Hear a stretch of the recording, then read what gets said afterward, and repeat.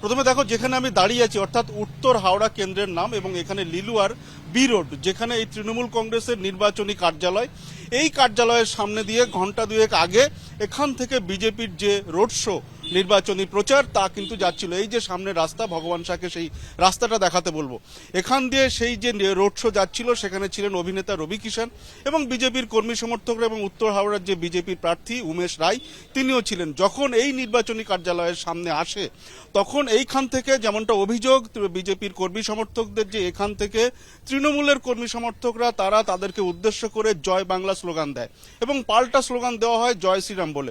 এই যে স্লোগান এবং পাল্টা স্লোগান, তার পরিপ্রেক্ষিতে কিন্তু দুই দলেরই সমর্থকরা সম্মুখ সমরে নেমে পড়ে। তাদের মধ্যে রীতিমতো হাতাহাতির পরিস্থিতি তৈরি হয় এবং পরিস্থিতি শেষ পর্যন্ত এতটাই অগ্নিগর্ভ হয়ে যায় যে শেষ পর্যন্ত এখানে তুমি দেখতে পাচ্ছ যে ছবিটা একটু আগে দেখাচ্ছিলেন ভগবান শাহ, যে এখানে যে নির্বাচনী কার্যালয়, সেখানে চেয়ার, সেখানে যে নির্বাচনের যে সমস্ত সামগ্রী, তাতে কিন্তু ভাঙচুরের চিহ্ন স্পষ্ট। এখানেই কিন্তু ভাঙচুর চলে এবং দুই দলের সমর্থকরা একে অপরের বিরুদ্ধে হাতাহাতি করতে শুরু করে, এমনটা কিন্তু প্রত্যক্ষদর্শীরা জানাচ্ছেন। এবং পরিস্থিতি এতটাই নিয়ন্ত্রণের বাইরে যায়, শেষ পর্যন্ত কেন্দ্রীয় বাহিনীর জওয়ানরা আসেন এবং এখানে শেষ পর্যন্ত পুলিশকে লাঠিচার্জ করতে হয়। এবং এই ঘটনার পরিপ্রেক্ষিতে এখনো পর্যন্ত 3 জন আহত হয়েছেন, তাদেরকে ইতিমধ্যে প্রাথমিক চিকিৎসার জন্য নিয়ে যাওয়া হয়েছে।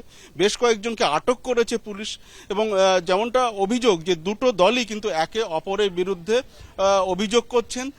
একদিকে যেমন অভিযোগ স্লোগান দেওয়া হয়েছিল, তাদেরকে উদ্দেশ্য করে উত্তপ্ত করার চেষ্টা করা হয়েছিল পরিস্থিতি, তেমনি উল্টো দিকে অভিযোগ হচ্ছে পাল্টা স্লোগান, এবং যে কারণে এই হাতাহাতির পরিস্থিতি তৈরি হয়।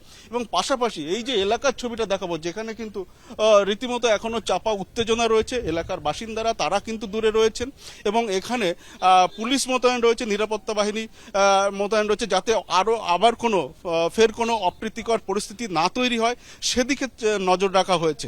এবং তুমি গোটা এলাকার দিকে যদি তাকাও, একেবারে শুনশান পরিস্থিতি একটু আগে যেখানে রণক্ষেত্রের চেহারা নিয়েছিল। এবং প্রাথমিকভাবে যেমনটা দেখা যাচ্ছে যে দুই দলের সমর্থকরা একে অপরের বিরুদ্ধে স্লোগান দিতে থাকে এবং পাল্টা স্লোগান দিতে থাকে, যে কারণে এই পরিস্থিতি তৈরি হয় এবং একে অপরের বিরুদ্ধে হাতাহাতিতে জড়িয়ে পড়ে।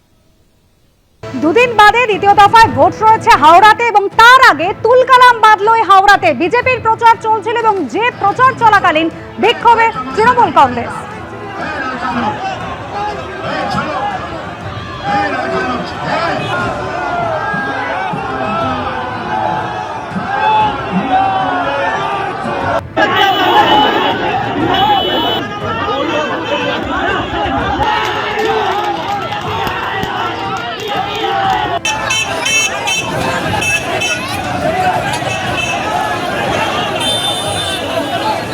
এবিপি আনন্দ, এগিয়ে থাকে, এগিয়ে রাখে।